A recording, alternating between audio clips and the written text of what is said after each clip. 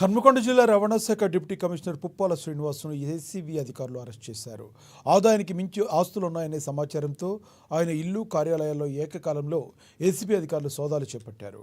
హన్మకొండ పలివేల్పుల రాజధాని దుర్గా కాలనీలో డీటీసీ శ్రీనివాస్ ఇంట్లో సోదాలు చేసి ఆదాయ పత్రాలు, దస్తావేజులు, స్థిరాచరాస్తులకు సంబంధించిన విలువైన డాక్యుమెంట్లను స్వాధీనం చేసుకున్నారు. అలాగే శ్రీనివాస్ ఇంట్లో భారీ లభ్యమైన విదేశీ మద్యం బాటిళ్లను కూడా సీజ్ చేశారు.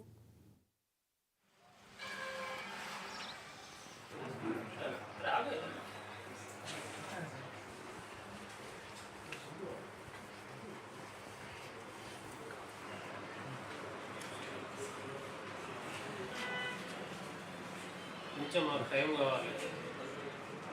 యాక్చువల్గా మధ్యాహ్నం తర్వాత వరకు అసలు వీలే పడదు.